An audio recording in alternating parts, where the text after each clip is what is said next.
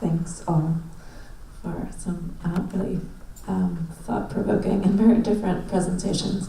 Since the purpose of this was kind of trying to kind of bring different things together that admittedly don't fit necessarily so well together, but nevertheless to try to kind of discuss things in some kind of relationship with one another. Maybe I'll begin with Oleksiy's last point about the institution, which seems to kind of cut across all three of your presentations in a way. I'm interested in how you're creating this, or in, the acronym is VCRC. VCRC, how you're creating this kind of an alternative institution in the absence of kind of properly well-functioning state institutions. And Ram, in the example you showed, as well as in the Samad, several of the practices you've undertaken, there's this kind of return to a kind of national state institution, or in the absence also of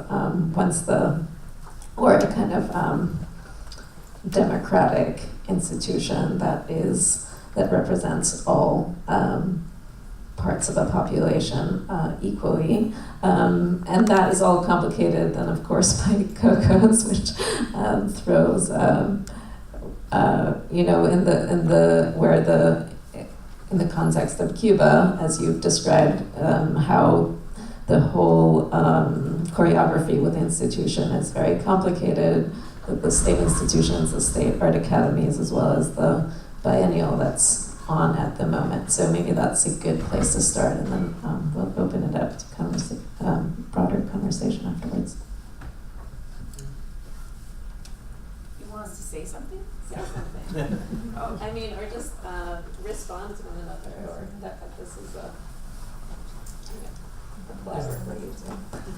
Should I start? Guys, I don't know how to respond. Okay, to I'll it. try to. So I would like to speak about the proper and the improper institutions, because the notion of the institution itself is quite problematic here. So what we are trying to do is not to create a kind of proper institution in the void or in the absence of institutions, but to kind of subvert and to work with the notion of the institution itself, and what it is, and why does society organize itself into institutions rather than something else.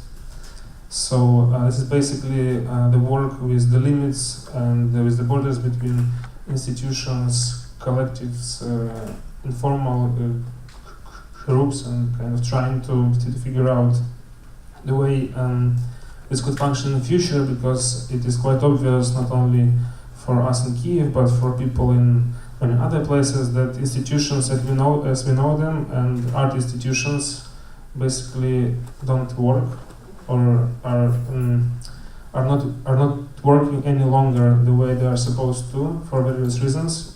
It seems that this is quite widespread feeling around the world, but maybe it's an illusion, I don't know. Well, as I said, our three contexts, I think, are really, really different. Cuba as a much, much more controlled society. Ukraine having gone through this amazing history of being under the USSR, then the collapse of communism, and as Oleksiy was articulating, the whole coming in of consumer society and capitalism. I think those confusions are very different from the context of India. But in India, at least, we are lucky as a democracy that we still have a space to speak up. That's something that people have tried to squash, which is something we resist all the time. But it has not, that space has not been completely shut down. And part of our role is to keep that space open for that voice of resistance, whether it be through the arts or through other means.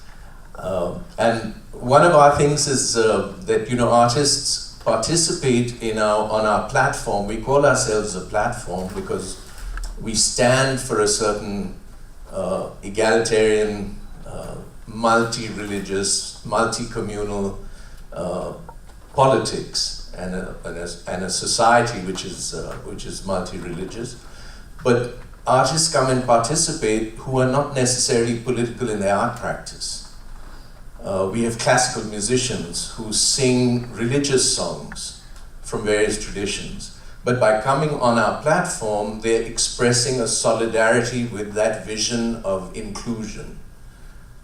So we have it's a complex situation. We are outside the state, but we do apply for state funding because we feel that that's the most open funding in India. We do not get corporate funding. We do not get foreign funding. We also raise funding from artists who sell their work. And that's how actually the initial corpus for Sehmat was founded. So that's our situation in India.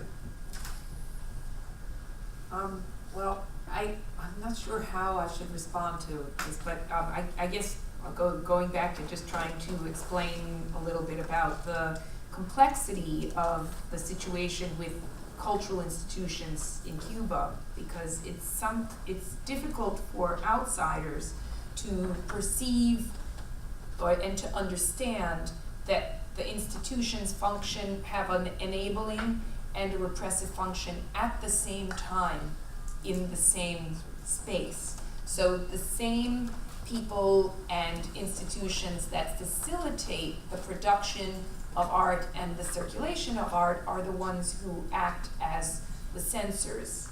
And the same institution that promotes artists so that they can be given opportunities abroad, which is the #1 desire of 99.9% of artists in Cuba, is to be able to travel and show abroad, are the same people who decide who isn't going to go and who's not going to be known outside the country. So, it's very, very difficult for visitors to understand that, because they would imagine some other repressive entity coming in to do that. And it's the same people, the same office, and the same decision makers doing both, right? It is true that cultural institutions operate under the control of other institutions that govern the entire society, so that the decision makers within a cultural institution in Cuba are subject to the governing principles of the Communist Party, and they are at times overruled by the Communist Party directorate.